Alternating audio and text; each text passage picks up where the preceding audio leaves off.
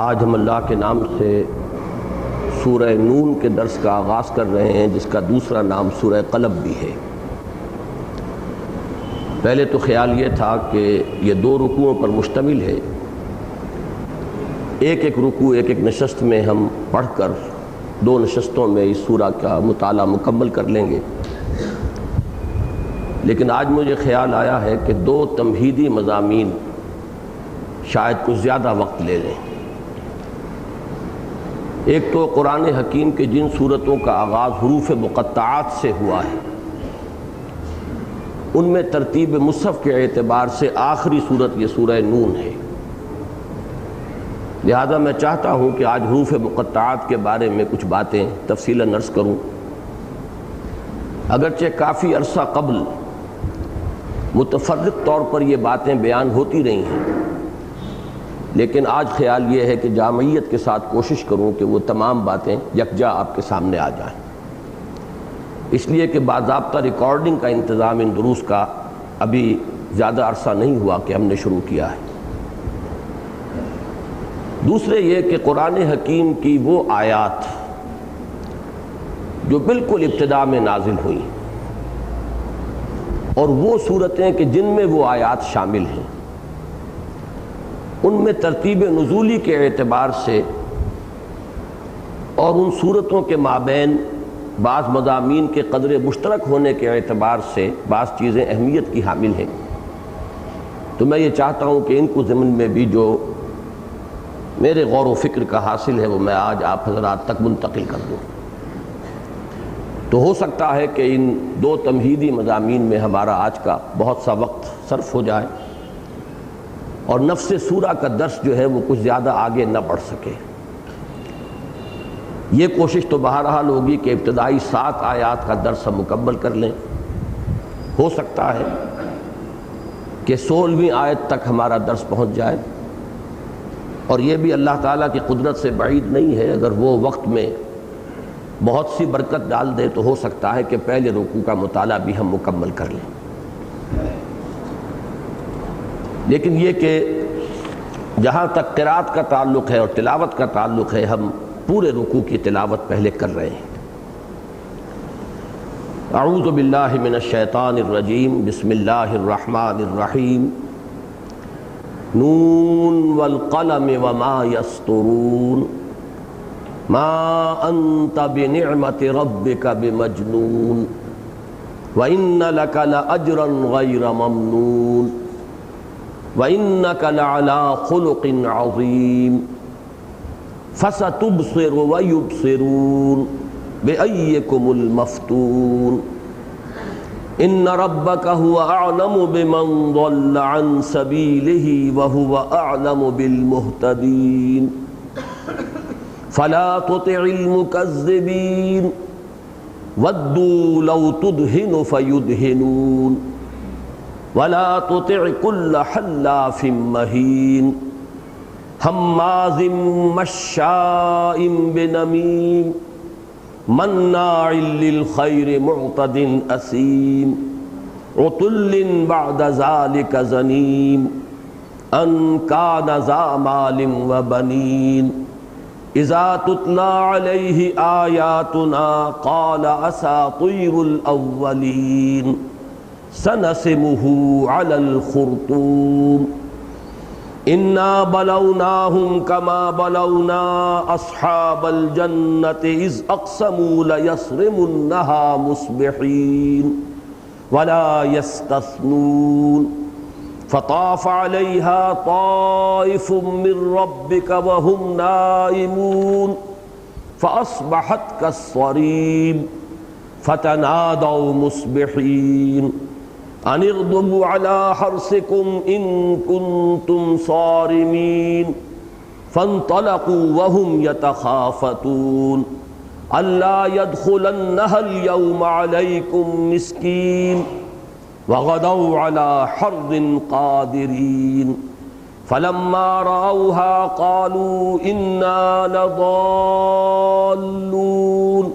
بل نحن محرومون، قال أوسطهم ألم أقل لكم لولا تسبحون، قالوا سبحان ربنا إنا كنا ظالمين فأقبل بعضهم على بعض يتلاومون قالوا يا ويلنا إنا كنا طاغين عسى ربنا أن يبدلنا خيرا منها إنا إلى ربنا راغبون كذلك العذاب وَلَعَذَابُ الْآخِرَةِ أَكْبَرُ لَوْ كَانُوا يَعْلَمُونَ صدق اللہ العظیم۔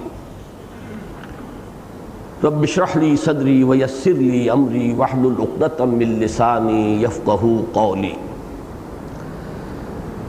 اللہم ربنا الہمنا رشدنا واعذنا من شرور انفسنا۔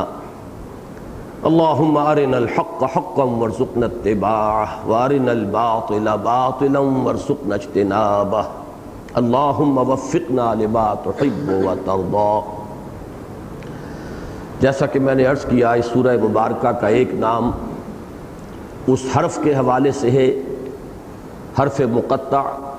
جس سے اس کا آغاز ہو رہا ہے، یعنی سورہ نون، اور دوسرا نام اس قسم کے حوالے سے ہے والقلم، یعنی سورۃ القلم۔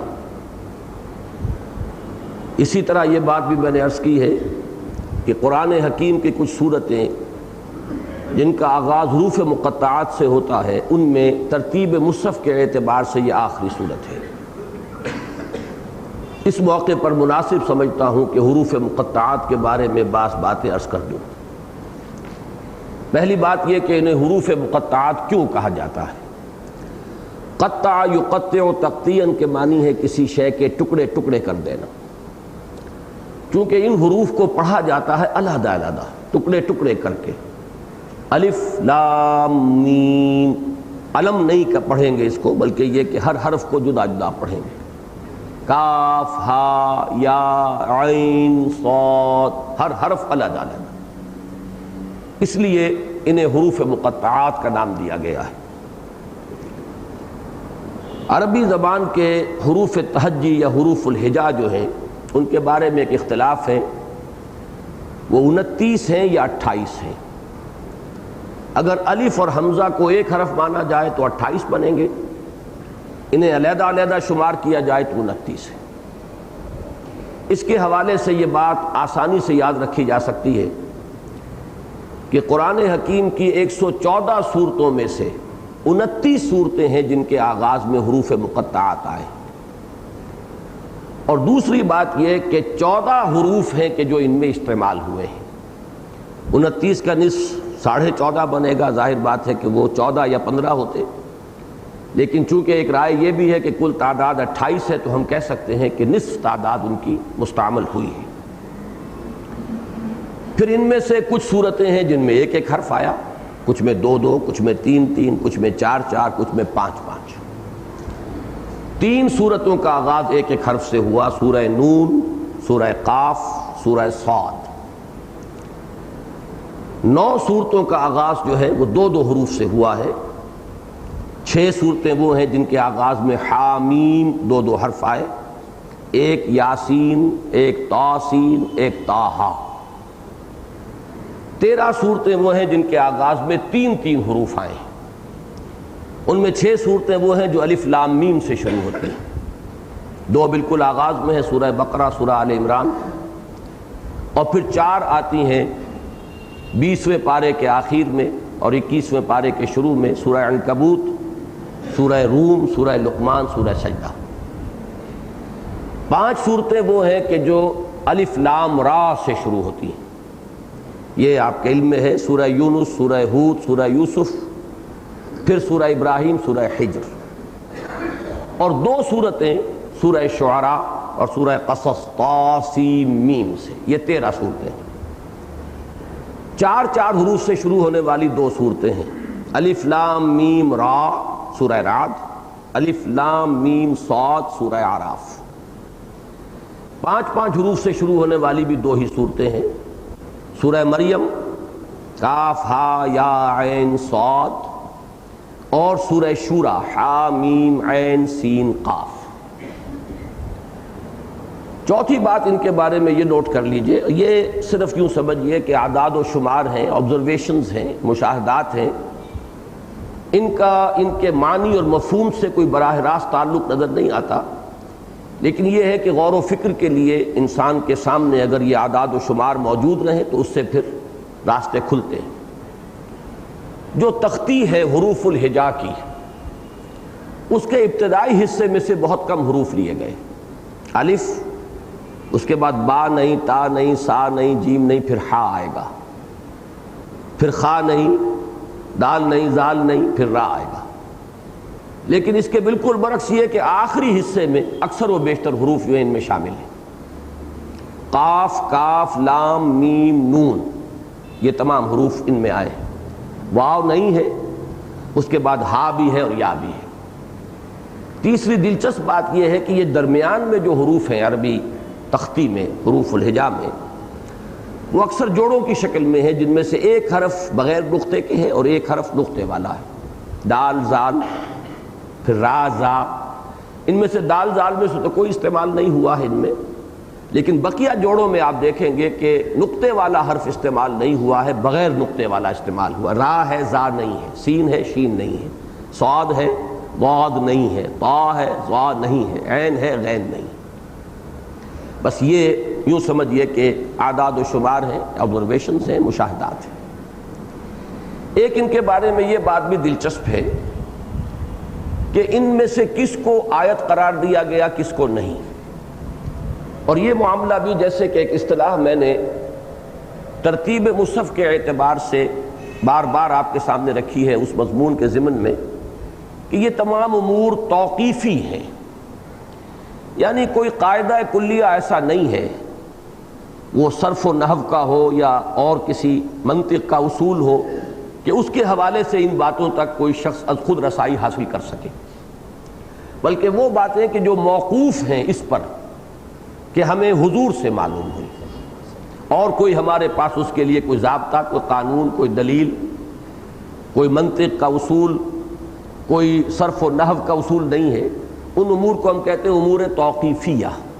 یعنی موقوف ہے ان کا علم نبی اکرم صلی اللہ علیہ وسلم کے بتانے پر۔ انہی میں سے یہ بات بھی ہے کہ ان میں سے کن کو آیت شمار کیا گیا، کن کو نہیں۔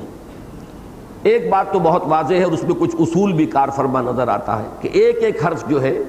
جیسے نون، صاد اور قاف، انہیں آیت شمار نہیں کیا گیا۔ دو دو حروف جو ہیں اکثر و بیشتر آیات شمار کیے گئے سوائے طا، سین کے۔ اب کیا وجہ ہے یہ ہم نہیں جانتے، واللہ عالم۔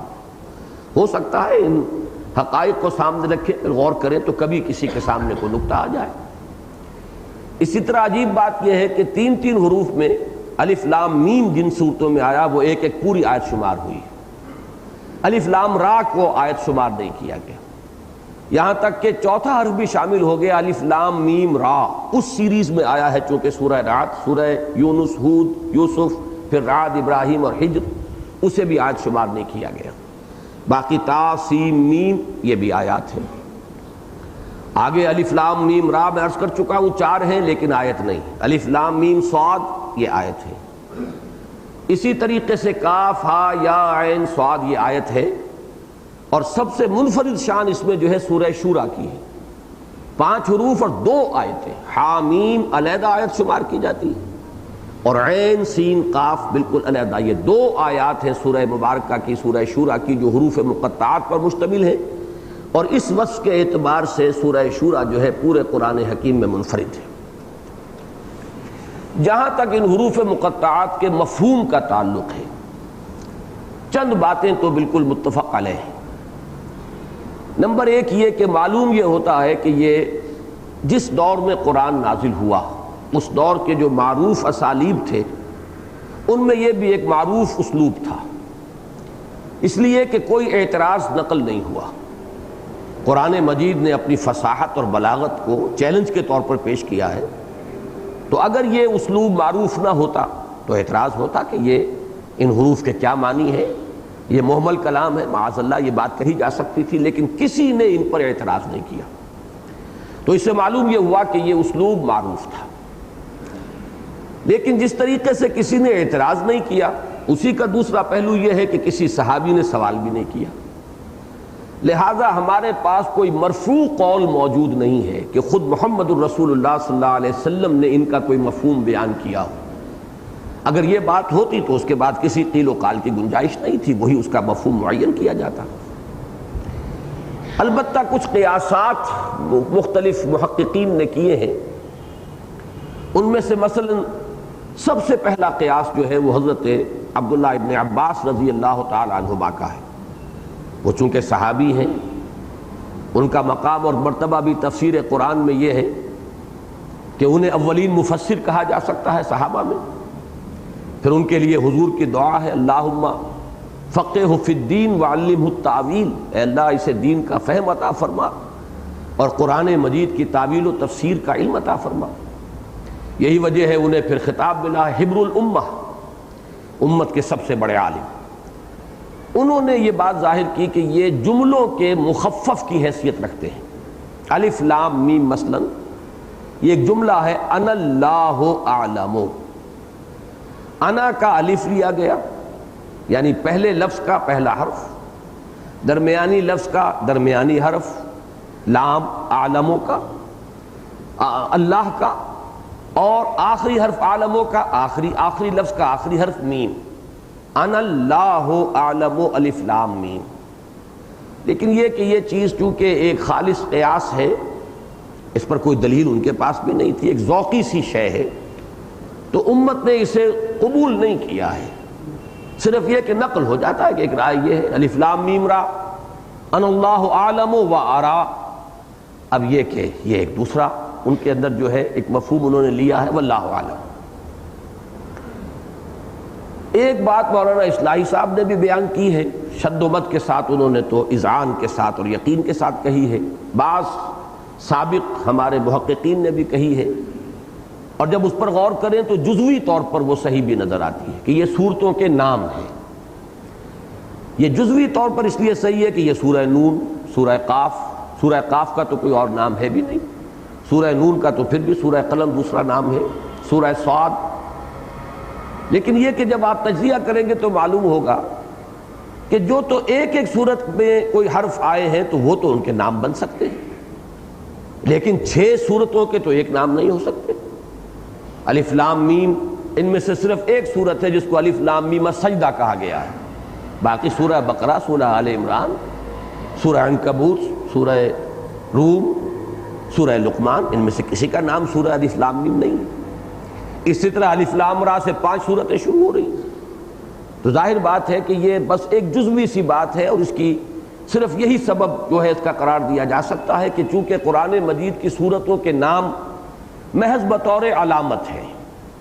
ان میں معنویت کو بہت کم اتفاقاً کہیں دخل ہو جائے تو ہو جائے، ورنہ اصول یہی ہے کہ یہ محض بطور علامت ہے۔ سورہ بقرہ یعنی وہ سورت جس میں ایک مقام پر وہ گائے کے ذبح کا واقعہ بھی آیا ہے، سورہ آل عمران جس میں ایک جگہ پر آل عمران کا ذکر آیا ہے۔ اس کے علاوہ یہ نہیں کہ یہ گائے کے موضوع پر کوئی صورت ہے یا آل عمران کی تاریخ بیان کی جا رہی ہے سورہ مبارکہ میں، تو اس اعتبار سے یہ کہ جہاں سہولت سے علامت یہ بن گئی سورہ قاف، سورہ صاد، تو اتفاقاً یہ نام قرار پا گئے ہیں، لیکن یہ کہ ان حروف کے مفہوم کو یہ قرار دینا متعین طور پر کہ یہ نام ہے، یہ بات درست معلوم نہیں ہوتی۔ البتہ ایک تیسری بات جو مولانا کے استاذ مولانا حمید الدین فراہی رحمۃ اللہ علیہ نے فرمائی ہے، اس میں بڑی گہرائی ہے۔ ان کا کہنا یہ ہے کہ بعض زبانیں ایسی ہیں دنیا کی کہ جن کے جو الفابیٹس ہیں، حروف ہجا، وہ مختلف اشیاء کی شکلوں سے ماخوذ ہیں۔ چینی زبان بھی ایسی ہے، اسی طرح ان کا فرمانا ہے کہ عبرانی زبان کے بھی جو حروف تھے وہ اشیاء کی صورتوں سے ماخوذ تھے۔ مثلاً یہ کہ الف وہ لکھتے تھے گائے کے سر کے مانند، یہ الف تھا۔ با کو گھر کے طور پر، جیسے گھر میں 4 دیواری ہوتی تھی، چھت کا رواج تو بہت بعد میں آیا ہے، پہلے تو گھر یہی ہوتے تھے کہ صرف ایک 4 دیواری کہہ لیں یا ایک باڑا سا ہے، تو با جو ہے بیت کہتے بھی گھر کو ہیں۔ یہ الفا بیٹا بیت، یہ وہیں سے چلے ہوئے یہ تمام کے تمام الفاظ ہیں، تو یہ بیت ہے، گھر کے معنی میں آتا ہے۔ اسی طرح جیم جو ہے وہ اونٹ کے سر کے مشابہ ہے، وہ جو اس کی گھنڈی بنتی ہے تو یہ جیمل ہے، جیمل جمل اونٹ. اسی طریقے سے طا جو ہے توئے جسے ہم کہتے ہیں اردو میں، یہ سانپ کے مانند لکھی جاتی ہے، جیسے کہ سانپ کا ایک پھن کھڑا ہو اور پھر وہ نیچے کنڈلی ماری ہوئی ہو، تو وہ اس سے یہ شکل جو ہے ماخوذ ہے. اب انہوں نے اشارات کیے ہیں کہ جن صورتوں میں حضرت موسیٰ علیہ السلام کا ذکر ہے خصوصیت کے ساتھ، اور جن میں وہ اژدہا کا اور سانپ بن جانے والا معجزہ جو ان کا ذکر ہے، ان میں آپ دیکھیں گے تا ہا تا سین تا سیم میم، تا جو ہے وہ ان میں حرف مشترک کے طور پر ملے گا. تو یہ کچھ اشارات ہیں،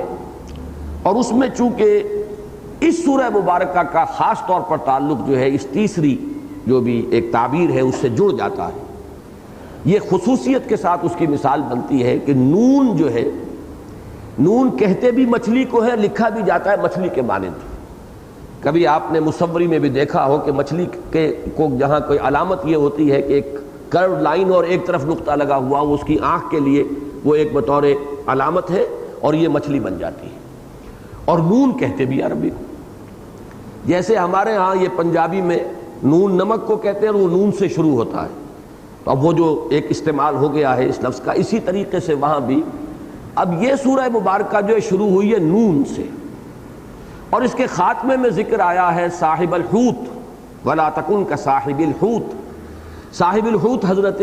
یونس علیہ السلام جو مچھلی کے پیٹ میں رہے، اور انہی کے لیے سورہ انبیاء کی آیت نمبر 87 میں ذنون کا لفظ بھی آیا، مچھلی والا ذنون اور صاحب الحوت. تو صاحب الحوت کے نام سے اور ان کے تذکرے پر یہ سورہ مبارکہ ختم ہوگی. ان کی مثال دی گئی ہے حضور کو کہ ان کی طرح آپ جلدی سے کام نہ لیں، عجلت سے کام نہ لیں، بلکہ یہ کہ صبر کیجئے، اپنے رب کے حکم کا انتظار کیجئے. فاصبر لحکم ربک ولا تکن کصاحب الحوت. اور صاحب الحوت کو ذنون قرار دیا گیا ہے سورہ انبیاء میں، اور سورہ نون سے اس سورہ مبارکہ کا آغاز ہو رہا ہے. تو جیسے وہ تا کا جو ہے ان کا حوالہ وہ بھی کچھ معقول معلوم ہوتا ہے کہ ان صورتوں میں یہ حرف تا آیا ہے جن میں حضرت موسیٰ علیہ السلام کا ذکر جو ہے تفصیل کے ساتھ آیا، تو وہ بات جو ہے یہاں کچھ زیادہ ہی اپلیکیبل، زیادہ ہی منطبق معلوم ہوتی ہے. بہرحال اس سب کے بعد جو اصل خلاصہ ہے وہ جان لیجئے، اس پر تقریباً اجماع ہے کہ حتمی اور یقینی کوئی معنی اس کے ہمیں معلوم نہیں ان حروف مقطعات کے. یہ قیاسات ہیں، اندازے ہیں، کچھ ذوقی باتیں ہیں، کچھ چیزیں جزوی طور پر ان میں سے صحیح بھی قرار پاتی ہیں، لیکن یہ کہ حتمی طور پر ان کے معنی کو ہم نہیں جانتے. یہ راز ہے اللہ کے اور اس کے رسول کے مابین، واللہ عالم. اور وہ جو حضرت ابن عباس کا قول ہے ان اللہ عالم، یہ گویا کہ یہ اس کے اعتبار سے مطابقت رکھتی ہے یہ بات کہ ان حروف مقطعات کا علم اللہ کے کو حاصل ہے یقیناً، اور محمد الرسول اللہ صلی اللہ علیہ وسلم کو حاصل ہے. اسی لیے بعض حضرات نے سمجھانے کے لیے انہیں کوڈ ورڈز کہا ہے کہ جیسے جو خفیہ پیغام رسانی ہوتی ہے اس میں پھر کچھ کوڈ ورڈز ہوتے ہیں جنہیں اور کوئی نہیں جانتا، اور وہی در حقیقت علامت بن جاتے ہیں، دلیل بن جاتے ہیں کہ یہ صحیح سورس سے یہ کوڈ، یہ پیغام جو ہے وصول ہو رہا ہے. تو یہ بھی ان کو قرار دیا گیا ہے جدید دور میں، واللہ اعلم. تو حروف مقطعات کے بارے میں تو مجھے یہی عرض کرنا تھا. اب دوسرا مضمون قرآن حکیم میں ترتیب نزولی کے اعتبار سے، اس میں بھی یہ بات میں عرض کر دوں کہ اس میں قیاسات بھی ہیں، بہت سی چیزیں ہمارے پاس مدلل بھی ہیں، ان کی بنیادیں بھی ہیں، لیکن کوئی حتمی اور یقینی بات ہم ترتیب نزولی کے بارے میں نہیں جانتے. البتہ چند باتیں جو ہیں وہ مجمع علیہ ہیں، ان پر اجماع ہے، ان پر اتفاق ہے، متفق علیہ. نمبر ایک یہ کہ پہلی وحی وہ 5 آیات ہے کہ جن سے سورہ علق کا آغاز ہوتا ہے. اقرأ بسم ربک الذی خلق خلق الانسان من علق اقرأ وربک الاکرم الذی علم بالقلم علم الانسان ما لم یعلم. اگرچہ حضرت جابر رضی اللہ تعالیٰ عنہ سے ایک روایت میں ایک مغالطہ سامنے آ جاتا ہے کہ الفاظ بظاہر ایسے ہیں کہ گویا کہ ان کی رائے یہ تھی کہ پہلی وحی سورہ مدثر کی ابتدائی 7 آیات ہیں، لیکن اسی روایت کے اندر اس کے اندر داخلی شہادت موجود ہے کہ جس سے یہ ثابت ہو جاتا ہے کہ یہ وہاں پر مراد نہیں ہے. الفاظ اگرچہ اس معنی کے حامل ہیں، اس لیے کہ اس روایت میں بھی سورہ مدثر کی 7 آیات کی شان نزول میں جو واقعہ بیان ہوا ہے اس میں یہ الفاظ موجود ہیں کہ میں نے جب آسمان کی طرف سر اٹھایا تو میں نے دیکھا کہ وہی فرشتہ جو میرے پاس حرا میں آیا تھا اب افق پر ہے، اور پورا افق جو ہے اس سے بھر گیا ہے۔ تو معلوم ہوا کہ وہ حرا کی پہلی ملاقات کا ذکر اس میں موجود ہے، اور روایات سے یہ معلوم ہوتا ہے کہ وہ پہلی ملاقات جو حضرت جبرائیل سے ہوئی ہے اس میں وہ آیات نازل ہوئی۔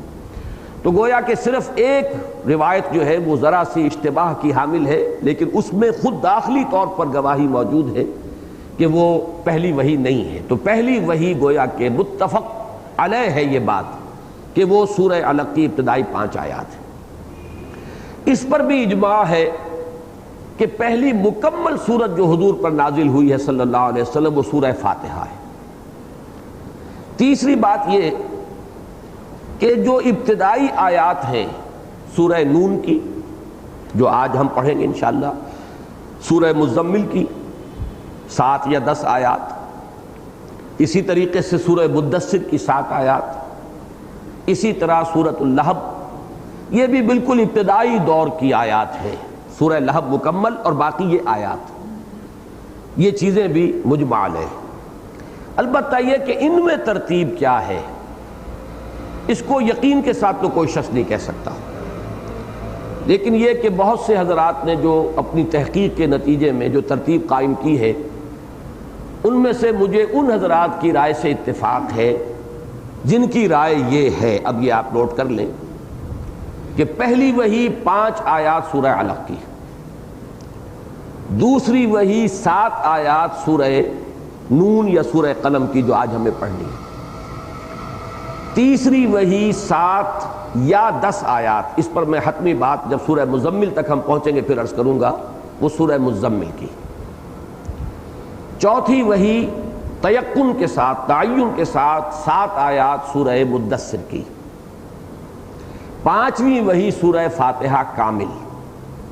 اور چھٹی وحی سورۃ اللہب کامل۔ اس میں ایک ترتیب بڑی قائم ہو جاتی ہے، 5 پھر 7 7 7 7 پھر 5۔ یہ ایک رائے ہے، جیسا کہ میں نے عرض کیا ہے اس میں بھی حتمی طور پر یقینی طور پر بات نہیں کہی جا سکتی،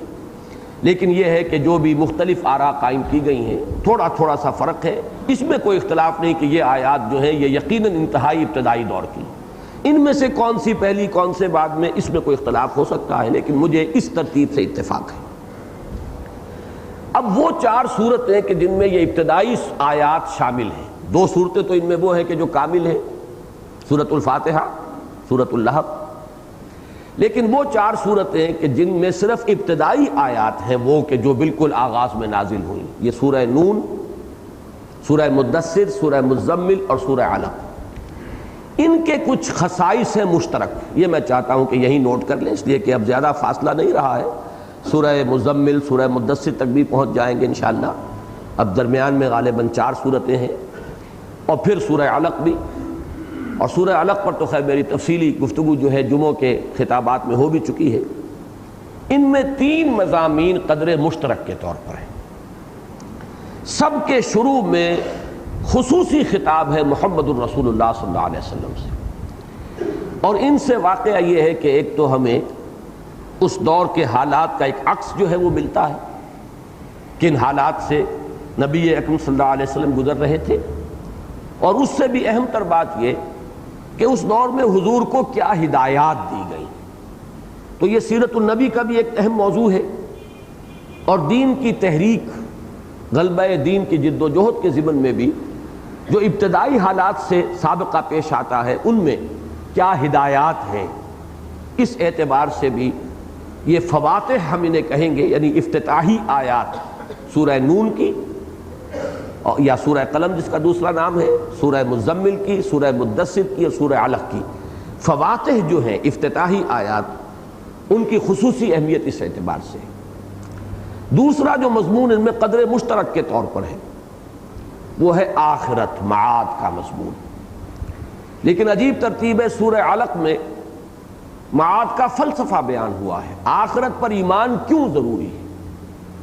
انسان کے اس دنیا میں رویے اور طرز عمل کو درست رکھنے کے لیے ایک ہی شے ہے اور وہ ہے ایمان بالآخرہ۔ کلا ان الانسان لیطغی انسان میں طغیانی سرکشی کا مادہ موجود ہے اور انسان دست درازی کرتا ہے، اپنے حدود سے تجاوز کرتا ہے،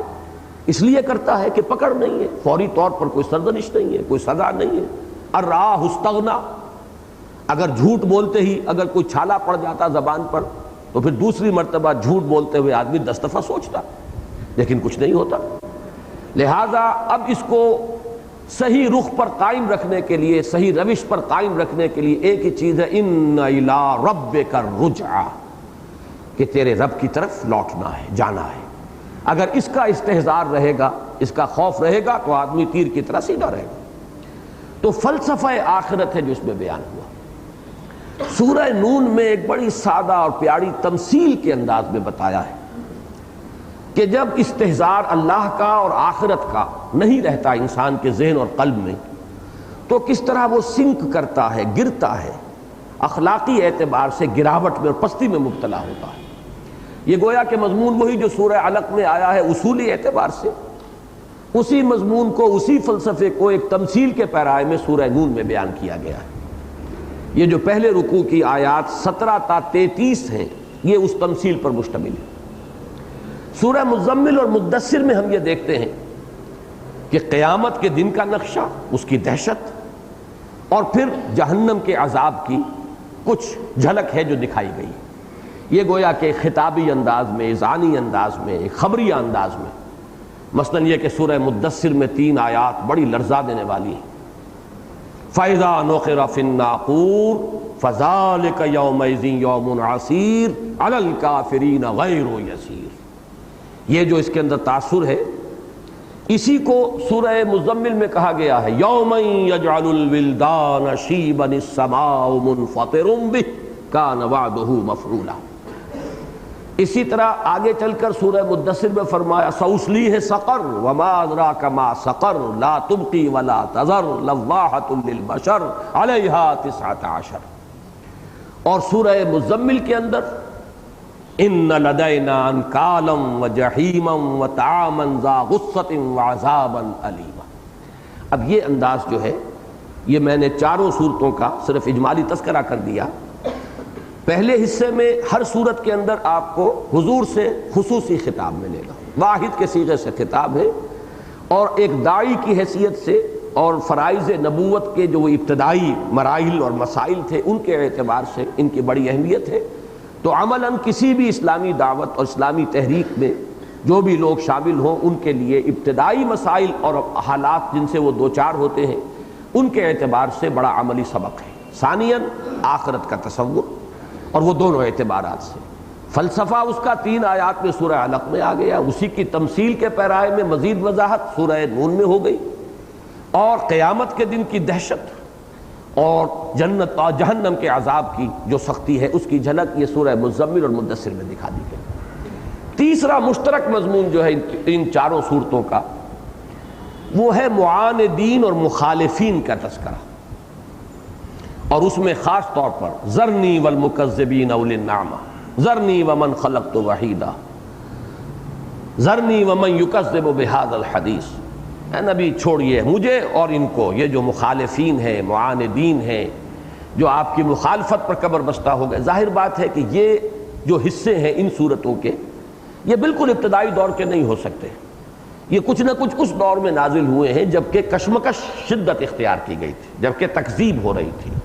جبکہ استہزاء ہو رہا تھا، تمسخر ہو رہا تھا، تو جبکہ سرمایہ دار لوگوں نے اور چودھریوں نے حضور کی مخالفت اعلانیہ شروع کر دی تھی۔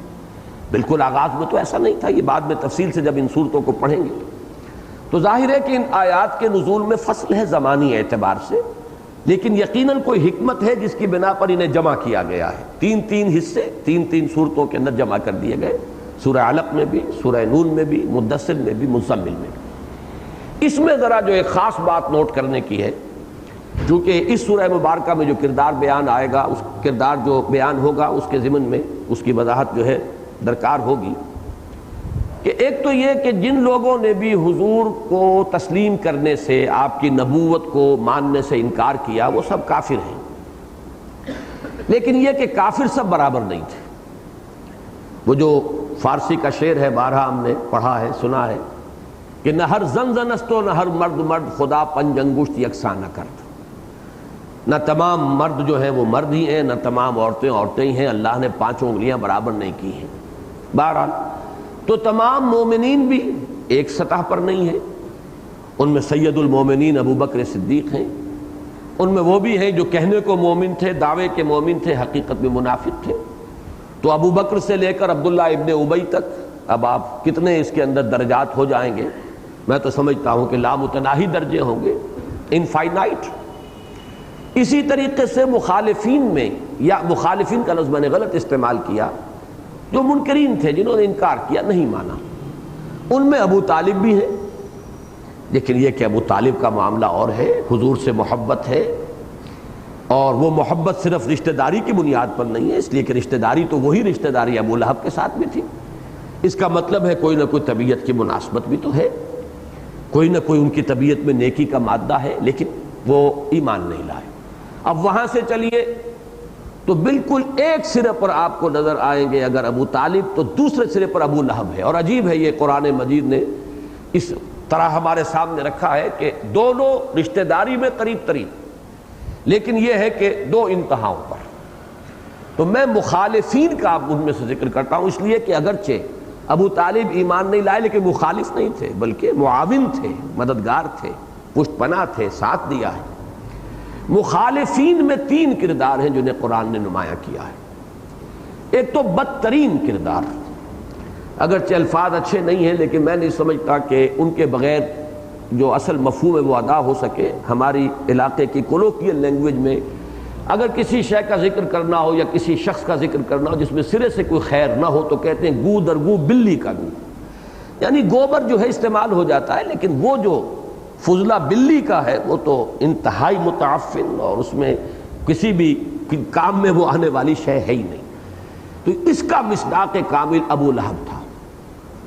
کوئی خیر نہیں، مخالفت میں بھی شدید، اخلاق کے اعتبار سے انتہائی پست، نہایت بخیل، نہایت بزدل، یعنی جو بھی اس معاشرے کے اندر معروف چیزیں تھیں خیر کی، بھلائی کی، کردار کی، ان میں سے کوئی شے بھی اس شخص میں موجود نہیں، سوائے ایک بات کہ آپ کہہ سکتے ہیں کہ خوبصورت بہت تھا، بڑا سرخ انگارے کی طرح کا رنگ تھا اور بڑی بڑی آنکھیں تھیں، یہ اپنی جگہ پر ہے، باقی کوئی اور خیر جو ہے سیرت کا، کردار کا اس میں نہیں تھا، اور مخالفت میں بھی شدید ترین۔ تو مخالفین میں ایک انتہا پر وہ شخص ہے، اور دوسری انتہا جو ہے وہ ہے ابو جہل۔ مخالفت میں انتہائی شدید ہے، لیکن یہ ہے کہ باقی اعتبار سے کردار کی وہ پستی نہیں ہے، وہ بخیل نہیں تھا، بزدل نہیں تھا، بلکہ اس کا وہ قول میں نے بارہا سنایا ہے کہ جب اس سے سوال کیا گیا کہ کیا تمہارے خیال میں محمد جھوٹے ہیں صلی اللہ علیہ وسلم، اس نے کہا نہیں، انہوں نے کبھی جھوٹ نہیں بولا۔ پھر جب سوال کیا گیا پلٹ کر تو پھر کیوں نہیں مانتے انہیں، کیوں نہیں مان لاتے، تب اس نے صاف کہا کہ بھئی ہمارے اور بنو ہاشم کے درمیان ایک مسابقت اور مقابلہ چل رہا تھا، انہوں نے سخاوتیں کی، ہم نے ان سے بڑھ کر کی، انہوں نے کھانے کھلائے، ہم نے ان سے زیادہ کھلائے، ہمارے دسترخوان اور لمبے ہوئے، تو ابھی تک تو ہم کندھے سے کندھا ملائے چلے آ رہے ہیں، اب اگر ان کی نبوت مان لیں تو گویا کہ ہم تو ہمیشہ کے لیے غلام ہو جائیں گے، یہ مجھے قبول نہیں۔ تو give the dual is due کہ کم سے کم اس نے بات سچی کی ہے، اس نے جھوٹ کا الزام محمد رسول اللہ صلی اللہ علیہ وسلم پر نہیں لگایا، بلکہ اس شخص کے اندر ایک قومی عصبیت تھی بے پناہ، جہاں یہ ایک مسابقت جو تھی قبائلی جو ہوتی ہے، اس کے علاوہ قومی عصبیت، اس نے حضور پر ایک ہی الزام لگایا ہے، اور وہ الزام یہ تھا کہ اس شخص نے ہماری قبائلی جمعیت کو منتشر کر دیا، باپ کو بیٹوں سے جدا کر دیا، بھائی کو بھائی سے علیحدہ کر دیا، شوہر کو بیوی سے جدا کر دیا۔ اب ظاہر بات ہے اصول یہی ہے، قبائلی زندگی میں تو قوت اور عزت اور وقار کا دار و مدار جو ہے وہ جمعیت پر ہے، قبائلی عصبیت کی بنیاد پر اگر جمعیت ہے تو عزت بھی ہے، وقار بھی ہے، اور جب جسے آپ کہتے ہیں house divided amongst it self can not stand, تو یہ تھا اس کا الزام۔ اسی وجہ سے اس نے غزوہ بدر سے ایک شب قبل جو ہے جو دعا کی تھی، اس کے الفاظ یہی ہیں، اللہم اقطعنا للرحم فاعن الغدات، اے اللہ جس نے ہمارے رشتے سب سے زیادہ کاٹ دیے ہیں، رحمی رشتوں کو کاٹ دیا ہے، کل تو اسے ذلیل و رسوا کر دیجیے، یہ دعا کر رہا۔ ایک تو یہ کہ اس نے کسی لات اور عزا اور منات کو نہیں پکارا ہے اللہم، اور نمبر دو یہ کہ اس نے جو بھی اپنی جو شکایت تھی یا شکوہ تھا یا الزام تھا محمد الرسول اللہ صلی اللہ علیہ وسلم پر، وہ بھی ایک قومی عصبیت والی بات پر مبنی۔ تیسری بات یہ کہ بزدل نہیں تھا، بلکہ اس نے اپنے معبودان باطل کے لیے یا نظریہ باطلہ کے لیے گردن کٹوا لی، اور کٹوائی بھی اس شان سے کہ جب گردن کاٹی جا رہی تھی تو جو جان ابھی رمق باقی تھی اس میں اس کے منہ سے جو الفاظ نکلے وہ یہ کہ ذرا نیچے سے گردن کاٹنا، تاکہ جب نیزے پر چڑھاؤ تو معلوم ہو سردار کی گردن ہے، اونچی گردن ہے۔ اب یہ کردار جو ہے وہ یہ جب ہم پڑھیں گے سورہ علق تو میں تفصیل سے عرض کروں گا کہ یہ ایسا کردار ہے، بلکہ میں ایک جملہ ابھی عرض کر دوں کہ ان اعتبارات سے حضرت عمر ایمان لانے سے قبل، اور یہ بھی عمر اس کا نام ہے، عمر ابن ہشام، ابو جہل جو ہے عمر ابن ہشام اور وہ ہے عمر ابن الخطاب، ایمان لانے سے قبل حضرت عمر کی بالکل مساوی شخصیتیں ہیں، کردار، مزاج، استاد طبع، نسلی برتری کا احساس، قبائلی عصبیت، پھر یہ کہ حضور کی دشمنی، وہ بھی قتل کرنے کے ارادے سے آئے تھے، یہ تمام چیزیں بالکل مشترک، پھر یہ کہ بہادری، شجاعت، یہ سب تمام چیزیں مشترک ہیں۔ اور یہی وجہ ہے، ثبوت اس کا یہ ہے، بعض لوگوں کو میری یہ بات بہت ناپسند ہوتی ہے، لیکن یہ کہ اللہ کا شکر ہے کہ میرے پاس تو ثبوت موجود ہے حضور کے قول کا۔ حضور نے ان دونوں کو پیش کیا تھا اللہ کے سامنے کہ پروردگار عمر ابن الخطاب اور عمر ابن ہشام میں سے کسی ایک کو تو ضرور میری جھولی میں ڈال دے۔ یعنی یہ وہ لوگ ہوتے ہیں کہ جو اگر باطل پر ہیں تو بھی کھلم کھلا مخالفت ہے، برملا مخالفت ہے، سامنے کا وار ہے، اور پھر یہ کہ وہ اپنے باطل نظریات کے لیے قربانیاں دینے کو تیار ہے، گردن کٹانے کے لیے تیار ہے، بزدلی نہیں ہے، وہ مال کی محبت نہیں ہے کہ جو ہر دور میں ہر معاشرے میں ایک برائی سمجھی گئی ہے۔ تو یہ چیزیں جو ہیں اس اعتبار سے وہ ہم وزن شخصیتیں تھیں۔ یہ بات دوسری ہے، اللہ نے عمر بن الخطاب کو چن لیا اور وہ اب عمر فاروق بن گئے رضی اللہ تعالی عنہ، یہ مردود و مقہور ہوا۔ یہ دوسری بات ہے کہ کوئی نہ کوئی فرق تو ہوگا، اللہ تعالیٰ نے کس کو چنا، کیوں چنا، لیکن اور وہ ہوگا وہ شے جو اللہ کے علم میں ہے۔ لیکن یقیناً حضور نے جب دونوں کو پیش کیا ہے کہ ان میں سے ایک ضرور مجھے دے دے، تو گویا کہ ثابت ہو جاتا ہے کہ بہت سے اعتبارات سے، اگر تمام اعتبارات سے نہ صحیح، بہت سے اعتبارات سے یقیناً یہ ہم وزن شخصیتیں تھیں، ان میں کوئی نہ کوئی چیزیں جو ہے مشترک اور مشابہ تھیں۔ تیسرا کردار وہ ہے جس پر اللہ کا غضب سب سے زیادہ بھڑکا ہے۔ یہ کردار نوٹ کر لیجئے، یہ کفر کا منافق کردار ہے۔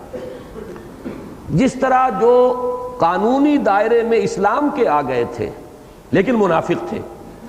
اللہ تعالیٰ کا غضب ان پر بہت بھڑکتا ہے۔ ان المنافقین فی الدرک الاسفل من النار، یہ آگ کے سب سے نچلے طبقے میں ہوں گے۔ یہ اللہ کا یہ غضب ہے کہ جو بھڑک رہا ہے۔ قول و عمل کا تضاد، کہہ کچھ رہے کر کچھ رہے۔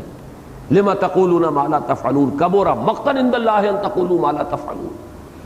اسی طریقے سے یہ لفظ شاید آج پہلی مرتبہ آپ سن رہے ہو کہ جیسے منافقین ادھر تھے ویسے منافق ادھر بھی تھے۔ وہ منافق کون تھے؟ جن کو ایمان اچھا تو لگتا تھا، بات صحیح بھی معلوم ہوتی تھی، چاہتے تھے کہ پیش قدمی کریں، قبول کر لیں، لیکن مصلحتیں، چودراہٹیں، دولت، سرداری، یہ آڑے آتی تھی، اس کی وجہ سے رک گئے، اور پھر کوشش یہ کرتے رہے۔ اب ظاہر بات ہے کہ ایسا شخص جو ہے وہ کوشش کرے گا کوئی مصالحت ہو جائے، کوئی مداہنت کی روش آ جائے، کچھ گیو اینڈ ٹیک ہو جائے، کچھ لے دے کر سودا ہو جائے۔ یہ ہم جس مصیبت میں مبتلا ہو گئے، یا ادھر یا ادھر، اس طرح کی بات نہ رہے۔ جیسے کہ وہ منافقین جو تھے دائرہ اسلام میں قانونی طور پر، وہ بھی یہ کہتے تھے کہ ہم تو مصلحون ہیں۔ جب ان سے کہا جاتا تھا کہ لا تفسدوا فی الارض قالوا انما نحن مصلحون، ہم تو اصلاح کرنے والے، میں لڑائی جھگڑے کا کیا فائدہ ہے، صلح ہونی چاہیے۔ اگر آپ گڑ دے کر کسی کو مار سکیں تو خام خواہ ضرور زہر دینا ہے۔ اب یہ میں ان کی ترجمانی کرتے ہوئے باتیں کہہ رہا ہوں، اس لیے کہ اصل بات کیا تھی کہ وہ یکسو نہیں ہو پاتے تھے۔ ان کو وہ مذبذبین بین ذالک لا الہ ہؤلاء ولا الہ ہؤلاء، کچھ پتہ نہیں تھا، پتہ نہیں جیت ان کی ہو جائے، پتہ نہیں ان کی ہو جائے، تو ہم اپنی سارے انڈے جو ہے ایک باسکٹ میں تو نہ ڈالیں، اس لیے کچھ ادھر بھی، کچھ گڈ آفیسز ادھر بھی برقرار رکھے، کچھ ادھر بھی برقرار رکھے، دیکھیں اونٹ کس کروٹ بیٹھتا۔ تو یہ جو کیفیت تھی متربصین، یہ متربصین کفر میں بھی تھے، اور ان کے لیے مشکل پڑ گئی تھی کہ ایک طرف اب ان کے جو کفار تھے وہ انہیں کھینچ رہے تھے، دوسری طرف وہ دعوت حق انہیں کچھ کھینچتی تھی اپنی طرف۔ اس میں جو کردار ہے کہ پھر جو ہار گیا، نہیں آ سکا ادھر، اگر یہ ادھر آ جاتا تب بھی منافق ہی ہوتا، لیکن وہ اس پالے کو بھی پار نہیں کر سکا بلکہ محروم رہ گیا۔ یہ کردار ہے ولید ابن مغیرہ کا سب سے نمایاں۔ اگرچہ انہی میں ایک اعتبار سے جو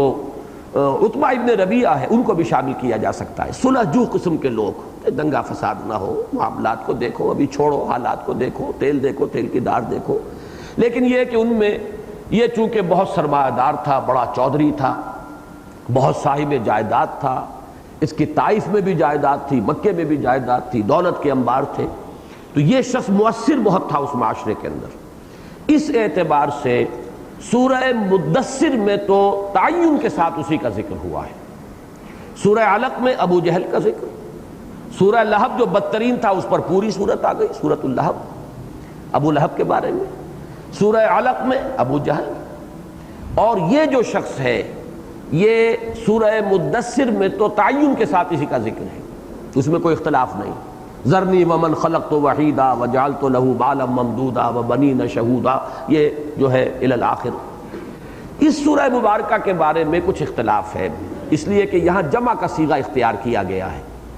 اور جمع کے صیغے سے بات شروع ہوتی ہے تو پھر، لیکن یہ کہ اکثر لوگوں کا اس پہ تقریباً اتفاق ہے کہ یہاں بھی ولید ابن مغیرہ ہی کی شخصیت ہے جو سامنے آئی۔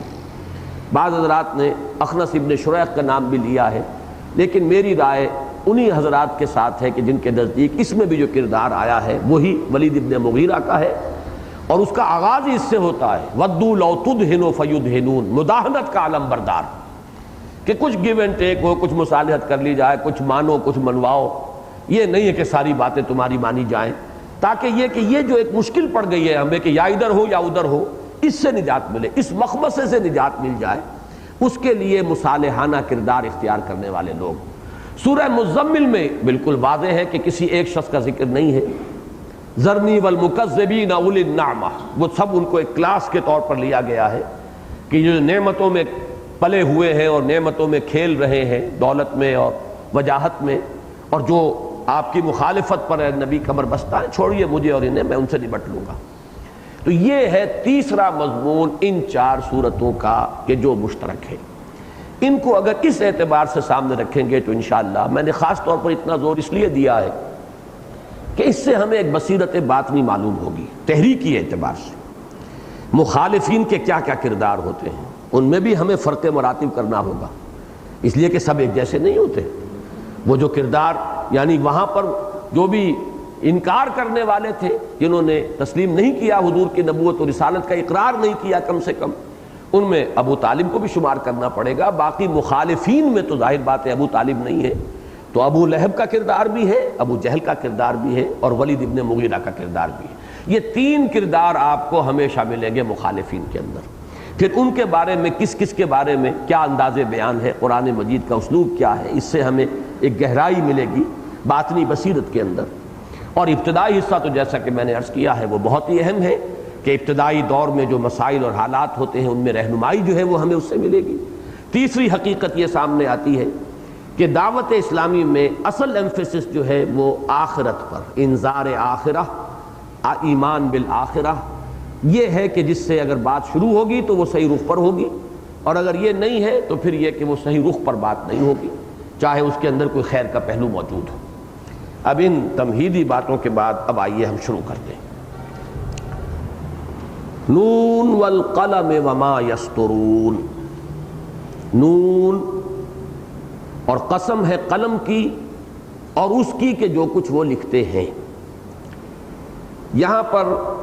قلم سے مراد کیا ہے، اس میں نے جو بھی اس وقت کچھ کوشش کی کہ میں مختلف اقوال کو جمع کروں تو تین بڑے بڑے قول ہمارے سامنے آتے ہیں۔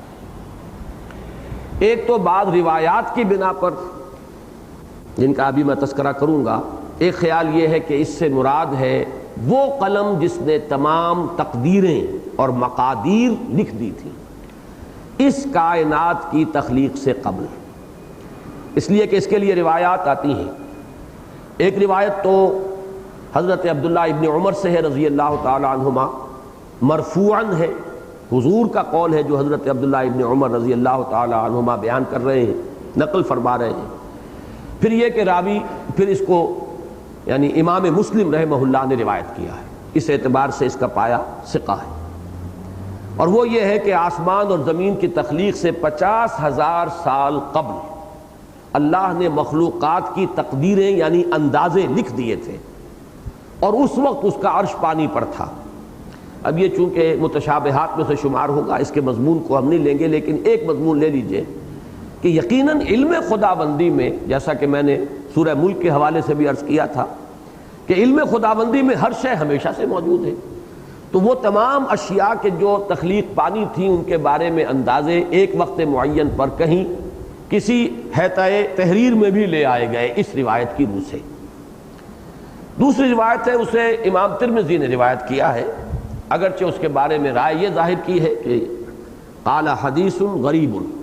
یہ حدیث حسن نہیں ہے بلکہ یہ کہ یہ ایک شاذ حدیث کے درجے میں ہے یہ حضرت عبادہ ابن صامت رضی اللہ تعالی عنہ سے، اور یہ بھی مرفوعاً ہے۔ اس میں تفصیل ہے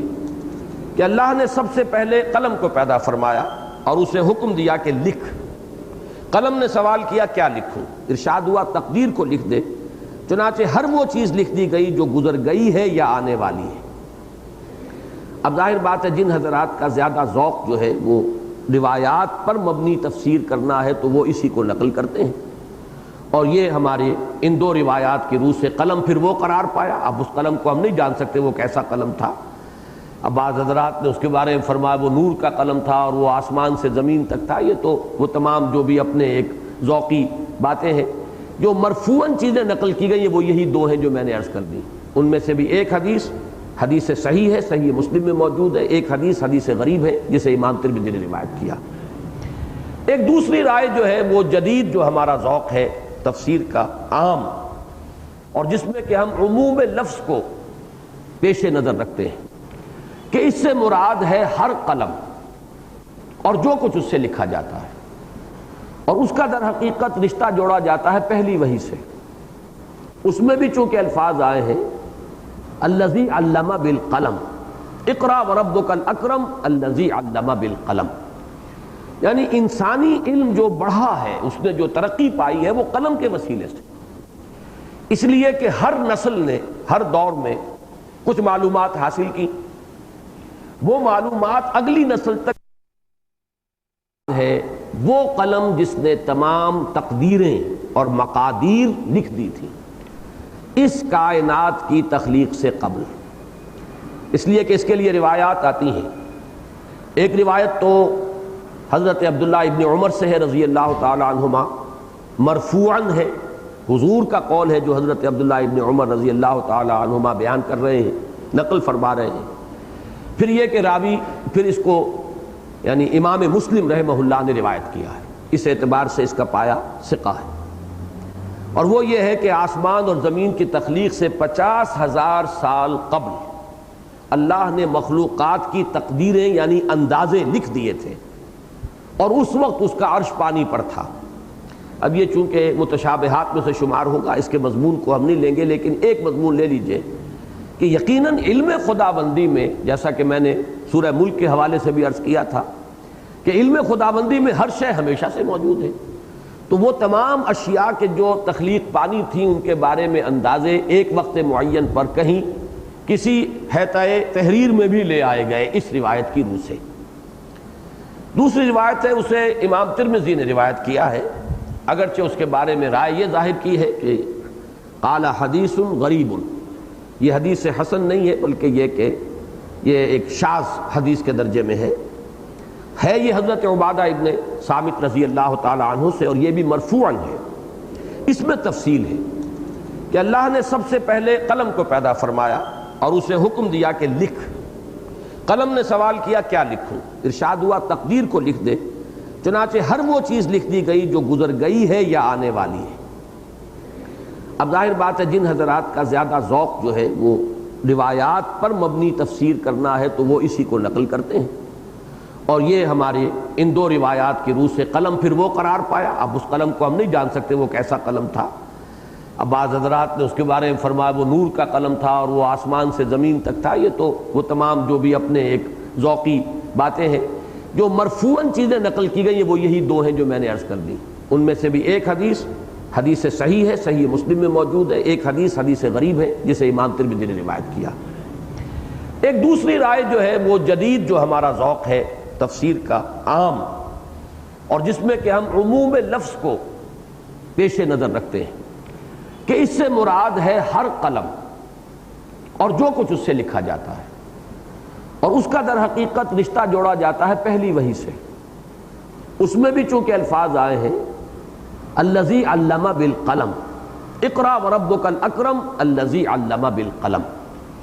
یعنی انسانی علم جو بڑھا ہے, اس نے جو ترقی پائی ہے وہ قلم کے وسیلے سے. اس لیے کہ ہر نسل نے ہر دور میں کچھ معلومات حاصل کی, وہ معلومات اگلی نسل تک منتقل ہوتی ہے قلم سے. صرف سینہ بسینہ منتقل نہیں ہو سکتی تھی. اگر صرف یہی ہوتا تو پھر یہ علم کی جو ہے رفتار آگے بڑھنے کی بہت سست ہوتی. وہ چیزیں ضبط تحریر میں آئیں, اس سے وہ آگے منتقل ہوئیں. اب وہ سٹارٹنگ پوائنٹ ہے اگلی نسل کا. اب وہ مزید غور و فکر, مزید سوچ بچار, مزید تعقل کا پروسیس جو ہے آگے بڑھتا ہے. تو قلم در حقیقت ذریعہ بنا ہے انسانی علم, حکمت, فکر, فلسفہ, معلومات, ان سب کا. الذی علم بالقلم, اگر وہاں پر بھی اسے عام رکھا جائے تو اور یہ رشتہ جڑ بھی جاتا ہے کہ میری رائے یہ ہے کہ یہ دوسری وحی ہے پہلی وحی کے بعد. تو جس کا وہاں ذکر آیا تھا پہلی وحی میں, اسی کی قسم سے یہاں پر بات شروع کی گئی کہ نون والقلم وما یسطرون, یعنی گواہ ہے کل علم انسانی, انسان کا کل معلومات کا ذخیرہ. اور یہ قسم جو ہے کس شے پر کھائی گئی اس کی نسبت کو بھی جان لیجئے کہ ما انت بنعمت ربک بمجنون, اے نبی آپ اپنے رب کے فضل و کرم سے مجنون نہیں ہیں. یعنی حضور پر اگر کوئی جنون کا شک و شبہ کسی نے وارد کیا ہے تو انتہائی بے عقلی کی بات کی ہے, انتہائی غیر منطقی بات کی ہے. اس لیے کہ جو بھی انسان کا علم ہے اور جو بھی اس کا فکر اور فہم ہے, جو بھی اس نے قلم کے ذریعے سیکھا اور سکھایا ہے, وہ اس کی گواہی نہیں دے سکتا, بلکہ اس کی گواہی تو برعکس ہے کہ محمد الرسول اللہ صلی اللہ علیہ وسلم ایک نہایت متوازن شخصیت کے مالک انسان ہے. ان کا کہیں عدم توازن, کہیں ذہنی یا جذباتی جو ہے وہ کسی کے سامنے نہیں آیا. اسی پر پھر دلیل بعد میں مزید لائی گئی ہے وَإِنَّكَ لَعَلَىٰ خُلُقٍ عَظِيمٍ, اخلاق حسنہ کی بھی انتہائی بلندیوں پر فائز انسان. سب لوگ دیکھ رہے ہیں اپنے چشم سر سے, ان کے بارے میں یہ شک ظاہر کرنا کہ کوئی جنون کا عارضہ لاحق ہو گیا ہے, یہ گویا کہ کل اپنے علم اور حکمت اور فکر اور فلسفے اور سارے علمی سرمایہ کی بساط کو لپیٹ کر تو کوئی شخص کرنا چاہے تو کر دے, ورنہ یہ کہ یہ تمام چیزیں گواہ ہیں کہ ما انت بنعمت ربک بمجنون. یہ گویا کہ دوسری تعویل ہوئی. تیسری تعویل, اور یہ ویسے ہمارے سلف میں بھی یہ قول موجود ہے, یعنی جو تابعین جو حضرات ہیں, حضرت عبداللہ ابن عباس رضی اللہ تعالیٰ عنہ, ان کا ذکر چونکہ آج آ چکا ہے, ان کے جو شاگرد ہیں تابعین, اکرمہ ہیں اور قتادہ ہیں, ان سے جو اقوال منقول ہیں ان میں یہ قول موجود ہے, لیکن اس سے زیادہ دلیل کے ساتھ مولانا اصلاحی صاحب نے پیش کیا ہے اور اذعاناً یہ کہا ہے کہ یہی مفہوم ہے تیسرا, اور وہ یہ ہے کہ اس سے مراد وہ قلم ہیں کہ جن کے ذریعے صحابہ کرام قرآن مجید کو ضبط تحریر میں لا رہے تھے. گویا کہ مراد کیا ہوا والقلم وما یسطرون, گواہ ہے قرآن, یعنی یہاں قلم اور ان سے جو کچھ لکھا جا رہا ہے یہ در حقیقت قرآن کے لیے استعارہ ہے, کنایہ ہے کہ گواہ ہے قرآن. وما انت بنعمت ربک بمجنون, کہ اے نبی یہ قرآن گواہ ہے کہ آپ اپنے رب کے فضل و کرم سے اور اس کی نعمت سے مجنون نہیں. یہ چیز اس لیے کافی یعنی قرین قیاس معلوم ہوتی ہے کہ قرآن مجید کی بہت سی صورتوں کا یہ اسلوب ہے. مثلا ایک ایک حرف سے جو صورتیں شروع ہوئی ہیں ان میں تو تعین کے ساتھ یہی ہے, قاف والقرآن المجید, صاد والقرآن ذی الذکر. قاف اور قسم ہے قرآن کی جو بزرگی والا ہے, صاد اور قسم ہے قرآن کی جو نصیحت والا ہے, ذکر والا ہے, یاد دہانی والا ہے. پھر جیسے کہ آپ کو معلوم ہے یاسین والقرآن الحکیم, حامیم والکتاب المبین, بہت سی صورتیں, حامیم کے بعد تنزیل الکتاب من اللہ العزیز الحکیم. تو قرآن مجید جو ہے ان صورتوں میں اکثر و بیشتر الف لام میم ذالک الکتاب لا ریب فیہ, اب یہ جو انداز ہے تو اس سے یہ چیز مطابقت رکھتی ہے کہ یہاں پہ والقلم وما یسطرون سے مراد جو ہے وہ قرآن مجید ہو، اور یہ اس اعتبار سے بھی بات معقول ہے کہ حضور کی نبوت و رسالت کے لیے قرآن ہی کو سب سے بڑی دلیل بنایا گیا، قرآن ہی کو حضور کا سب سے بڑا معجزہ قرار دیا گیا، تو اس اعتبار سے قرآن ہی کو اس پر سب سے بڑا گواہ قرار دینا کہ آپ مجنون نہیں ہیں معاذ اللہ، یہ چیز جو ہے یہ اس کے ساتھ مطابقت رکھنے والی ہے۔ تو میری اپنی رائے بھی جو ہے وہ اسی رائے کے ساتھ شامل ہے۔ اب اس پہلی آیت کے بعد یہ جو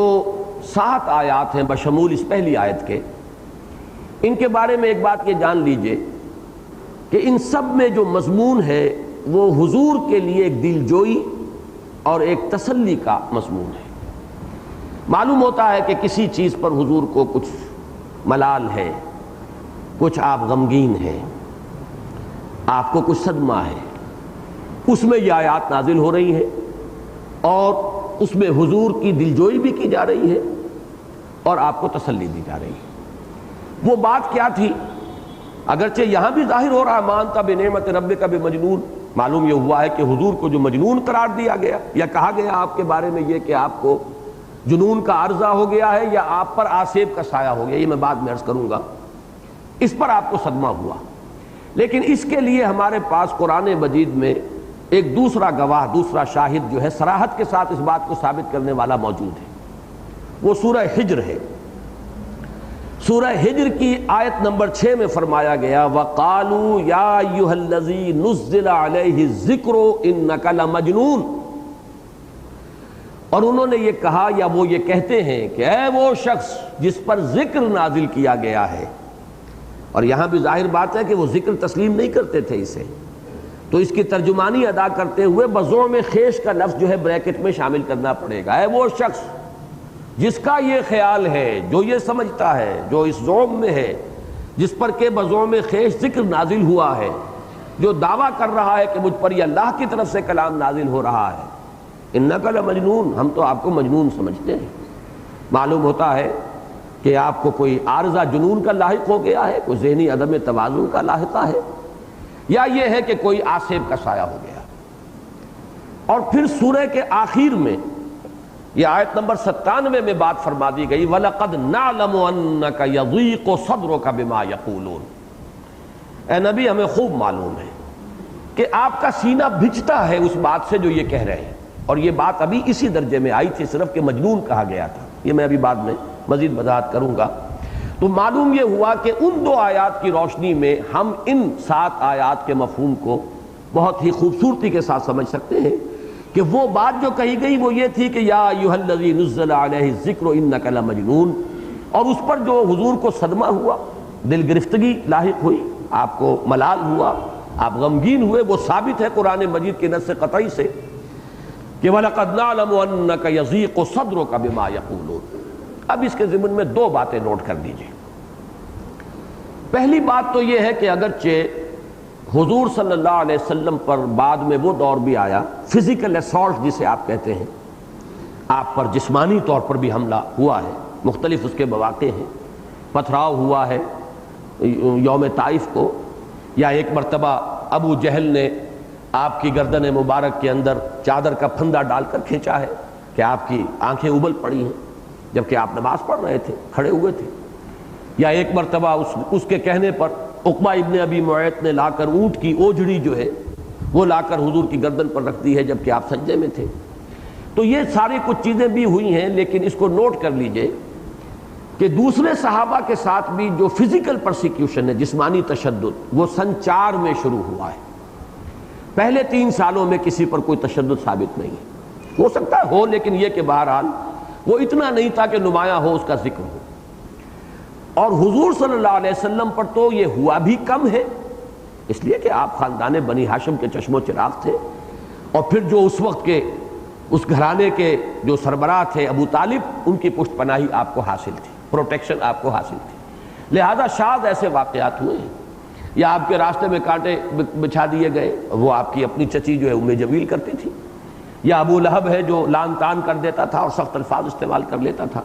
لیکن یہ کہ باقی دوسرے لوگوں کو یہ کہنے کی جرت نہیں تھی۔ تو 3 سال پہلے جو ہے ان میں آپ یہ کہہ سکتے ہیں کہ صرف زبانی کلامی استہزاء ہوا، اور وہ استہزاء بھی صرف محمد الرسول اللہ صلی اللہ علیہ وسلم کا ہوا۔ آپ کے جانثاروں پر تو پھر انہوں نے تشدد کے پہاڑ اس وقت توڑے ہیں جبکہ انہیں یہ محسوس ہوا کہ ہماری یہ جو زبانی کروسیڈ جو ہمارا تھا،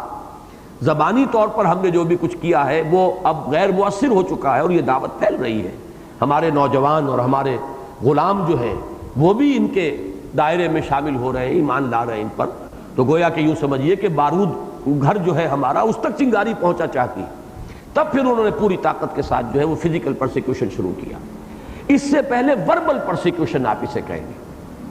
چنانچہ اسی کا ذکر ہے سورہ مزمل میں، فَاصْبِرْ عَلَىٰ مَا يَقُولُونَ وَاهْجُرْهُمْ هَجْرًا جَمِيلًا۔ ابھی جو بھی کچھ ہے وہ قول کی حد تک ہے، زبان سے، اور اس میں بھی مجھے ایک تدریج نظر آئی ہے۔ سب سے پہلے جو بات کہی گئی وہ یہی کہ جنون کا عارضہ لاحق ہو گیا، پھر کہیں آگے چل کر شاعر، ساحر، پھر اس سے بھی نیچے گر کے مسحور، پھر اس سے بھی آگے جا کر بہت سخت لفظ کذاب کا بھی استعمال کیا گیا۔ یہ شدید ترین لفظ ہے کہ جو محمد الرسول اللہ صلی اللہ علیہ وسلم کے لیے بہت ہی بدبخت شخص ہوگا۔ ابو جہل نے وہ جرت نہیں کی، کسی نے کی ہے، بہرحال ہر طرح کے لوگ وہاں موجود تھے، غیر نمایاں لوگوں میں سے کسی نے کہا ہوگا، لیکن یہ ہے کہ سب سے ہلکا لفظ اصل میں نوٹ کیجئے جو بات میں بتانا چاہ رہا ہوں، وہ مجنون ہے۔ اس کی وجہ کیا ہے کہ اس مجنون کے 2 معنی ہیں، ایک تو دماغی عدم توازن جسے ہم جنون کا عارضہ کہتے ہیں، دوسرے آسیب آ جانا، جن آ جانا۔ جن جسے آپ کہتے ہیں وہ جیم نون مادہ ہے اس کا، اور اس سے مفعول بنے گا مجنون۔ تو مجنون وہ شخص ہے جو آسیب زدہ ہے۔ یہ دونوں چیزیں وہ ہیں جو انسان کی اختیاری نہیں ہے۔ کسی پر آسیب آ گیا اچھے بھلے چنگے آدمی پر آ گیا، اس کی کوئی نیت خراب نہیں، اس کا کوئی ارادہ غلط نہیں۔ کسی کو اچھے بھلے آدمی کو جیسے کوئی جسمانی مرض لاحق ہو سکتا ہے، ایسے ہی کوئی دماغی عارضہ بھی لاحق ہو سکتا ہے۔ لہٰذا اس میں یوں سمجھیے کہ جتنی باتیں وربل پرسیکیوشن کے ضمن میں بھی حضور کے بارے میں کہی گئی ان میں سب سے ہلکا لفظ یہی ہے۔ اور بعض شواہد ایسے ملتے ہیں کہ یہ استہزان ہی نہیں کہا گیا، یقیناً استہزان بھی وہ انداز جو سورہ ہجر میں ہے وہ استہزاء کا ہے، یا ایھا الذی نزل علیہ الذکر انک لمجنون، لیکن یہ ہے کہ یہ ہمدردی کے انداز میں بھی کہی جا سکتی ہے بات۔ ایک یوں سمجھیے کہ فوری سا رد عمل یہ ہو سکتا ہے کہ اچھے بھلے تھے، نہ معلوم کیا ہوا ہے، کاروبار کرتے تھے، کچھ عرصے سے یہ کچھ تنہائی پسند تو ہو گئے تھے، یہ تو ہم دیکھ رہے تھے، یہ غار حرا میں جا کر بیٹھنے لگے تھے، کئی دن وہاں رہتے تھے، نہ معلوم کیا ہوا ہے، یا تو کوئی جن آ گیا، آسیب ہے جو انہیں نظر آیا ہے، یہ سمجھ رہے ہیں کہ وہ فرشتہ ہے، جبریل ہے، ہو سکتا ہے کہ کوئی بدروح ہو، کوئی جن ہو۔ آپ ذرا، میں اس لیے بتا رہا ہوں کہ آپ خود کو اپنے آپ کو بھی اس وقت کے حالات میں ذرا رکھ کر سوچئے، تو یہ سارے احتمالات ہیں کہ جو ہم میں سے کسی شخص کے سامنے بھی آ سکتے ہیں۔ اور اسی ضمن میں یہ کہ ہو سکتا ہے کہ کوئی جسے ہم اپنی زبان میں کہیں گے شاید کو خشکی چڑھ گئی ہے، یہ علیحدہ بیٹھ کر اور کوئی بہت لمبے روزے رکھ رہے تھے یا کوئی مراقبے کر رہے تھے، یہ وہ بات ہے کہ جو ہمدردی کے انداز میں بھی کہی جا سکتی۔ اس لیے کہ عتبہ ابن ربیعہ کی روایت ایک آئی ہے،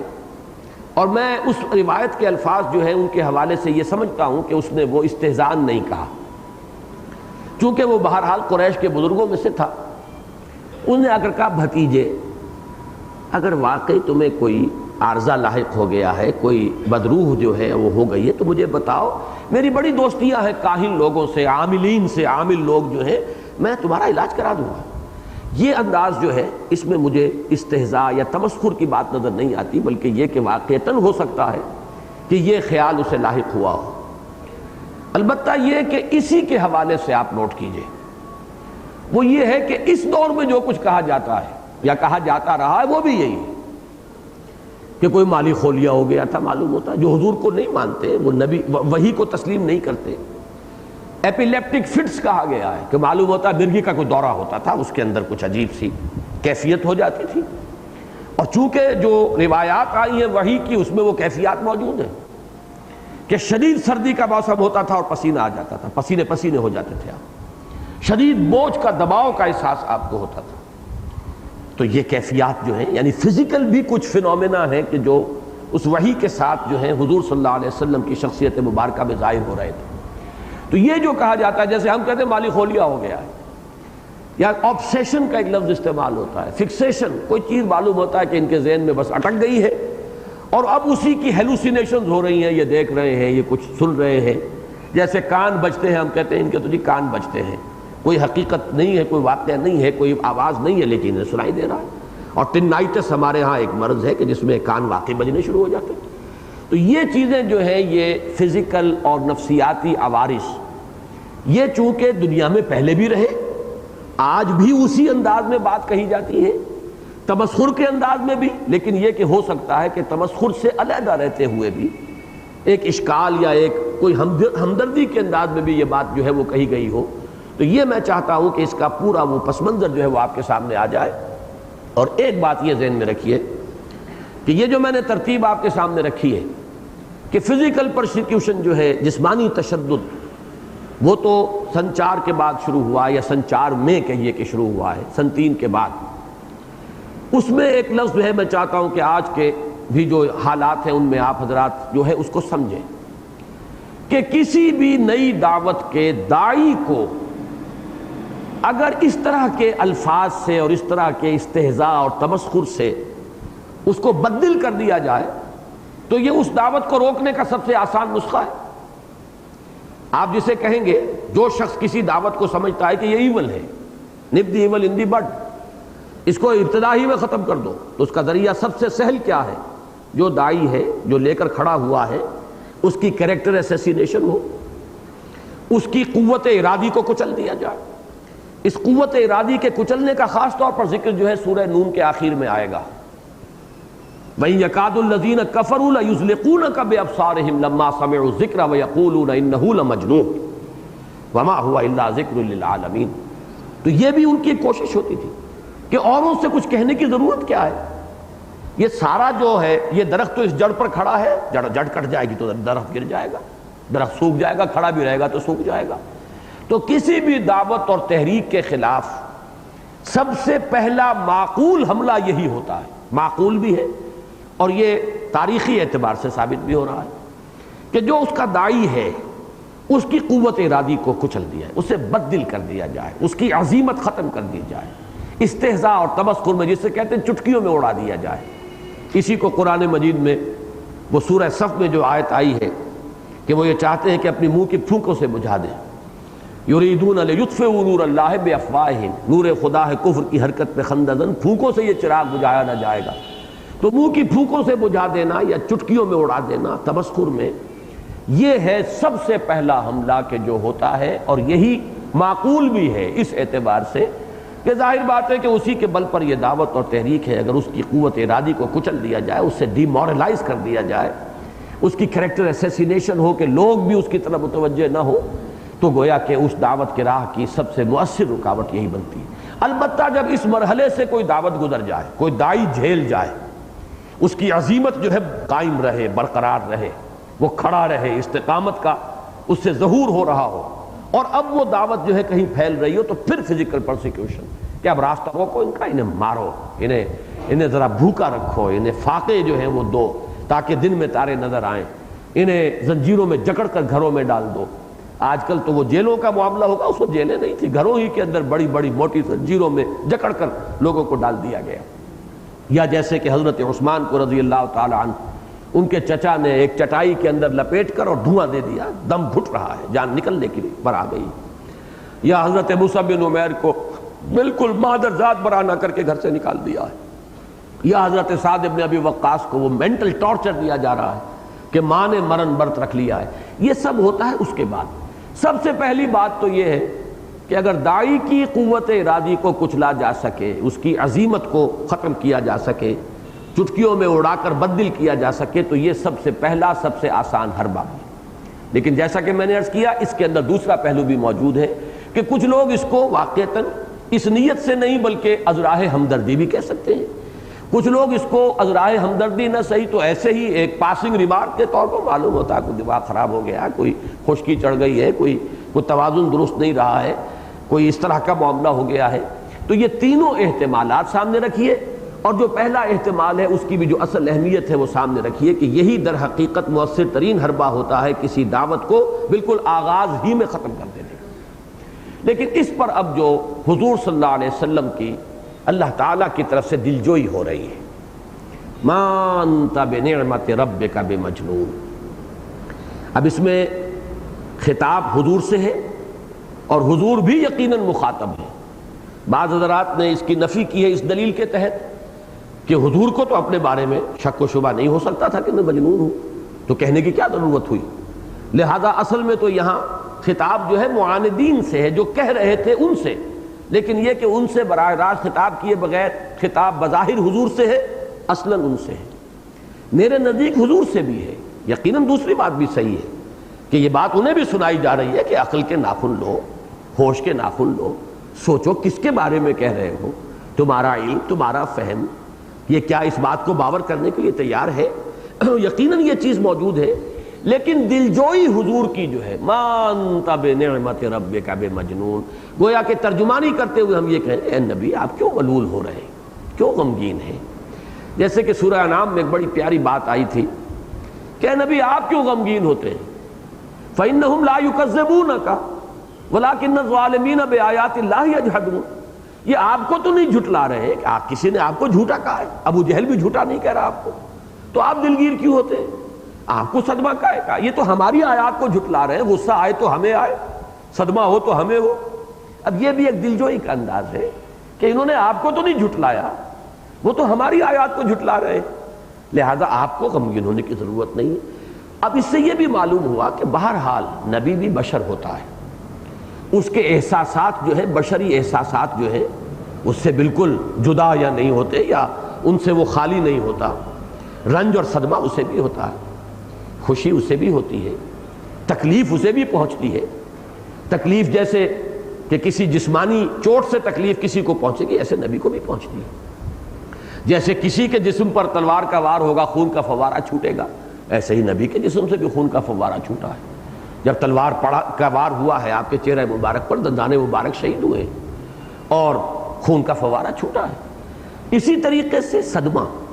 جب آپ کے صاحبزادے حضرت ابراہیم کا انتقال ہو رہا ہے،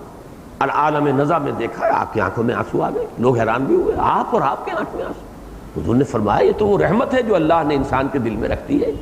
یہ وہ رحمت ہے اس میں یہ رقت قلبی نہیں، وہ تو پھر انسان نہ ہوا، اس کے دل میں تو، اس کے سینے میں تو پتھر کا ٹکڑا ہوا۔ البتہ یہ کہ ہم کہیں گے یہی کہ ہم راضی ہیں اللہ کی تقدیر پر، جو تیرا فیصلہ ہم اس پر راضی ہیں، کوئی شکوہ اور شکایت کا لفظ زبان پر نہ آئے۔ البتہ جذبات کے اندر جو بھی انسانی عواطف و میلانات ہیں، جذبات ہیں، وہ ہوں گے۔ تو ما وراء البشر یا ما فوق البشر کا نقشہ قرآن مجید نے نہیں دیا ہے انبیاء اور رسل کا، بلکہ عواطف و میلانات، احساسات و جذبات یہ بھی ان کے ہوتے ہیں۔ تو معلوم ہوا کہ وہ ملول اور غمگین ہونے کا معاملہ، اور انہیں بھی ضرورت پیش آئی ہے۔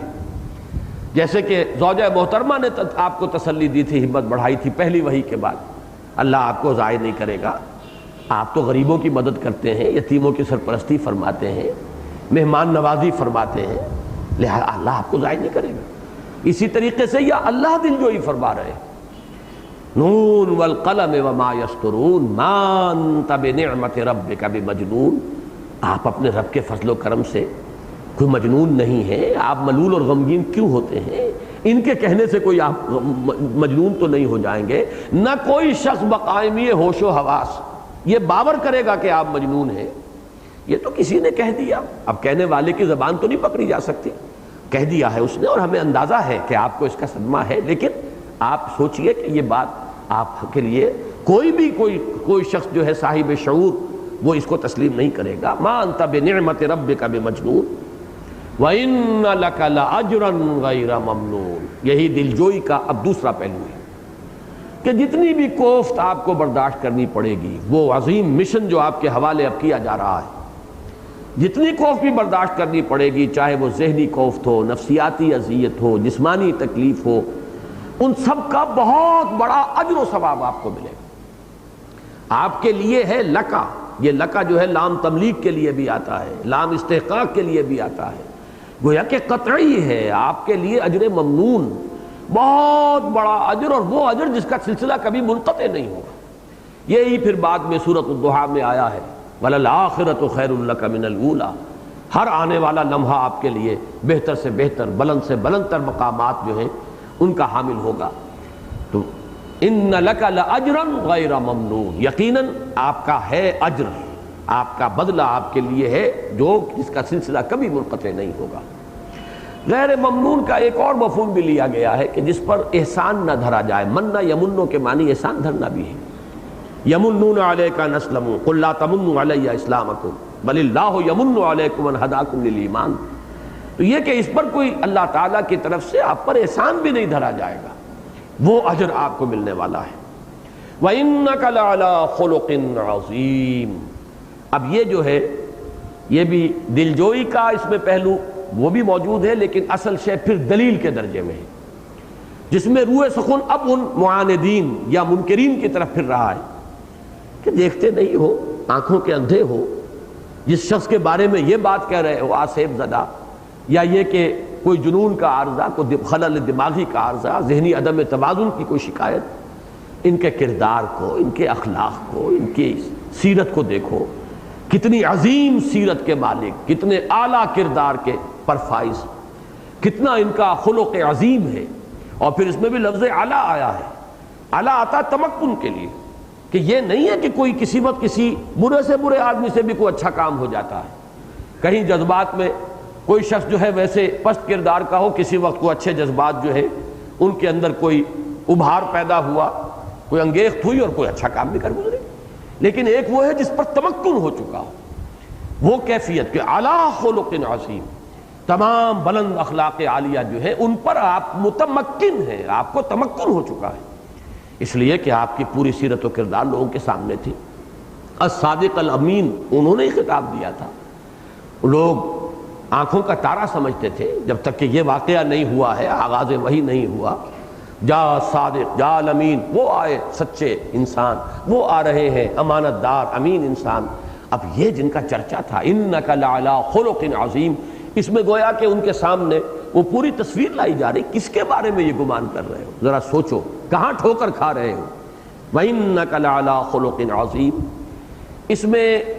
خلق عظیم کی جو تعبیر حضرت عائشہ صدیقہ رضی اللہ تعالی عنہا سے ہے، امام مسلم بھی لائے اس روایت کو، امام احمد بھی لائے ہیں، اور بھی بہت سی کتابوں میں، صرف بخاری میں یہ روایت نہیں ہے، باقی تقریباً تمام کتب احادیث میں موجود ہے کہ حضرت عائشہ سے فرمائش کی گئی کہ ہمیں کچھ حضور کی سیرت سنائیے۔ تو اس کا جواب انہوں نے یہ دیا، لستم تقرؤون القرآن، کیا آپ لوگ مجھ سے سیرت پوچھتے ہیں اور فرمائش کر رہے ہیں کہ میں سیرت بیان کروں حضور کی صلی اللہ علیہ وسلم، تو کیا آپ لوگ قرآن نہیں پڑھتے؟ اب وہ حیران ہو کر ان کا قرآن تو ہم پڑھتے ہیں، ہم نے تو سیرت کا۔ تو پھر جواب دیا حضرت عائشہ صدیقہ ام المومنین رضی اللہ تعالی عنہا نے، کان خلقہ القرآن، ان کی سیرت تو قرآن ہے، قرآن ہی مجسم شکل میں دیکھنا ہو تو وہ محمد الرسول اللہ صلی اللہ علیہ وسلم۔ اور ایک روایت میں تفصیل آئی ہے، پھر کبھی دوبارہ بھی پوچھا گیا ہے، تو پھر سورہ مومنون کی ابتدائی آیات جو ہیں وہ حضرت عائشہ نے پڑھی ہے، یہ سیرت ہے محمد کی صلی اللہ علیہ وسلم۔ قد افلح المؤمنون الذین هم فی صلاتهم خاشعون والذین هم عن اللغو معرضون والذین هم للزکاة فاعلون والذین هم لفروجهم حافظون الا علی ازواجهم او ما ملکت ایمانهم فانهم غیر ملومین فمن ابتغى وراء ذلك فاولئک هم العادون والذین هم لاماناتهم وعهدهم راعون۔ یہ ہے سیرت محمد کی صلی اللہ علیہ وسلم۔ والذین هم علی صلواتهم یحافظون، محافظت صلاۃ کا یہ عالم کہ جیسا کہ حضرت عائشہ ہی کی روایت ہے کہ حضور ہمارے مابین بیٹھے ہوتے تھے، اور وہ کوئی جیسے ہمارے ہاں کے کچھ مذہبی لوگوں میں کچھ بڑا ہی کچھ خشکی سی اور تقشف سا پیدا ہو جاتا ہے، وہ رنگ عائلی زندگی کا نہیں تھا، بڑی محبت بھری زندگی تھی عائلی زندگی حضور کی، بھرپور عائلی زندگی جسے آپ کہیں۔ تو حضرت عائشہ فرماتی ہیں پیار محبت کی باتیں بھی ہو رہی ہوتی تھی کہ جیسے ہی اذان کی آواز آتی تھی تو اٹھ کر ایسے چلے جاتے تھے جیسے ہمیں جانتے ہی نہیں کہ ہم کون ہیں۔ یہ ہے اصل میں کہ توازن، اس توازن کا یہی معاملہ جو ہے سب سے مشکل ہے۔ یا اس خلق عظیم کے بارے میں سب سے بڑی گواہی حضرت انس ابن مالک کی ہے رضی اللہ تعالیٰ عنہ۔ وہ فرماتے ہیں کہ میں نے 10 برس تک حضور کی خدمت میں رہا ہوں، خادم ذاتی کے اعتبار سے، خادم خاص کے اعتبار سے۔ کبھی ایسا نہیں ہوا کہ حضور نے مجھ سے یہ فرمایا ہو کہ تم نے فلاں کام کیوں کیا، یا یہ فرمایا ہو کہ تم نے فلاں کام کیوں نہیں کیا۔ دونوں میں سے کوئی بات پورے 10 برس حضور صلی اللہ علیہ وسلم کی زبان مبارک سے نہیں نکلی۔ کسی سے کوئی کام کرانا ہوتا تھا تو خود پہلے اس کام کو شروع کر دیتے تھے، بجائے اس کے زبان سے کہیں۔ تو یہ بہرحال اب اس پہ تو زیادہ گفتگو کا موقع نہیں ہے، یہ مضمون تو ہمارا جانا پہچانا ہے۔ اِنَّكَ لَعَلَىٰ خُلُقٍ عَظِيمٍ فَسَتُبْصِرُ وَيُبْصِرُونَ بِأَيِّكُمُ الْمَفْتُونُ۔ تو ان قریب اے نبی آپ بھی دیکھ لیں گے اور یہ بھی دیکھ لیں گے۔ یہ جو آپ کو مجنون کہہ رہے ہیں، چاہے وہ طنزاً ہے، استہزاءً ہے، ہمدردی کے انداز میں ہے، ایسے ہی چلتا ہوا ایک فقرہ ہے، ایسے ہی پاسنگ ریمارک ہے، جو بھی کچھ ہے یہ سب بھی دیکھ لیں گے۔ اور سین یہاں آیا ہے ان قریب، کچھ زیادہ دیر کی بات نہیں ہے، چند ہی سال کی بات تو ہے نا، پتہ چل جائے گا۔ جیسے کہ کلا سیعلمون ثم کلا سیعلمون آیا قرآن مجید میں، تو دیکھ لو گے اور جان لو گے۔ اسی طریقے سے فَسَتُبْصِرُ وَيُبْصِرُونَ،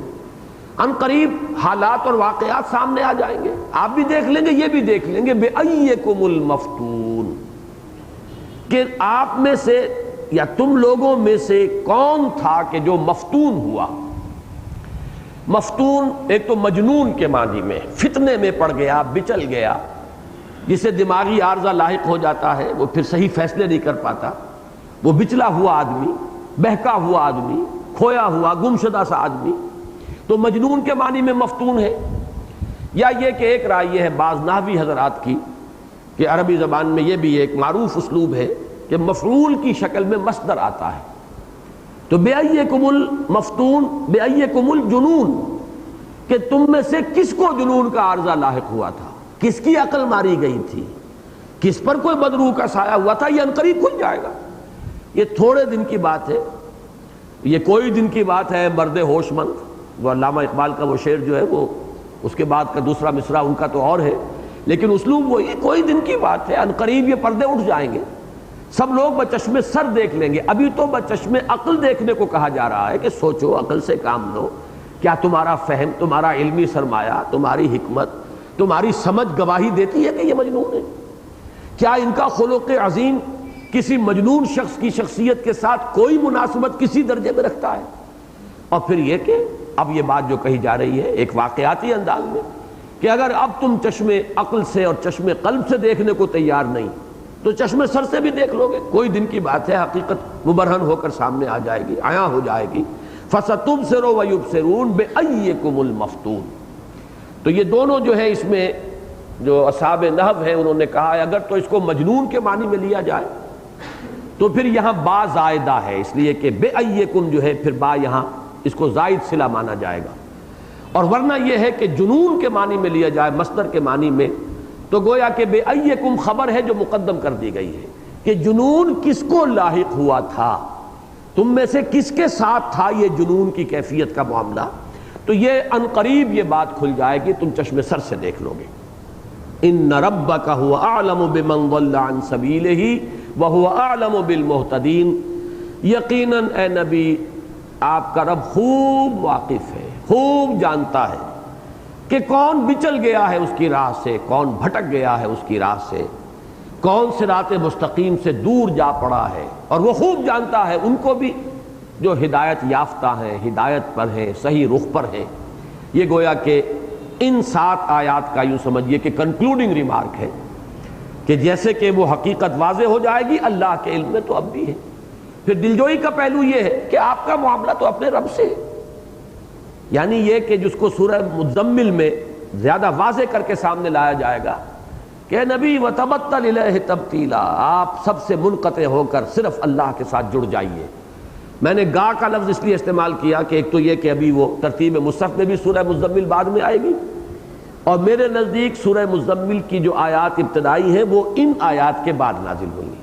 اس لیے میں نے کہا اس کے بعد وہ بات جو ہے کھول کر سامنے لے آئی جائے گی کہ آپ کو تو اپنے رب سے جڑ جانا چاہیے، لہذا خیال ہی نہ کیجئے کوئی کیا کہتا ہے، کوئی بھلا کہے برا کہے، سرے سے اس کا کوئی تاثر آپ نہ لیجئے، کوئی کیا کہتا ہے اس کا کوئی آپ کو اثر قبول نہیں کرنا چاہیے۔ آپ کا رب جانتا ہے، آپ کا رب جانتا ہے کہ آپ اس کے برگزیدہ بندے ہیں، آپ کا رب واقف ہے کہ اس نے آپ کو چنا ہے، آپ کو مصطفیٰ اور مرتضیٰ بنایا ہے اور آپ کو مجتبی کیا ہے، آپ کو اس عظیم مشن کے لیے چنا گیا ہے، آپ کا رب جانتا ہے۔ جب آپ کا رب جانتا ہے تو آپ کے لیے تو کافی ہے، جیسے کہ وہ ایک شعر ہے کہ کیا ڈر ہے اگر ساری خدائی ہے مخالف، کافی ہے اگر ایک خدا میرے لیے ہے۔ تو ساری دنیا بھی آپ کو مجنون کہے معاذ اللہ تو بھی آپ کو مجنون نہیں ہو جائیں گے، اور اللہ جانتا ہے اور آپ کا سارا معاملہ اپنے رب کے ساتھ ہے۔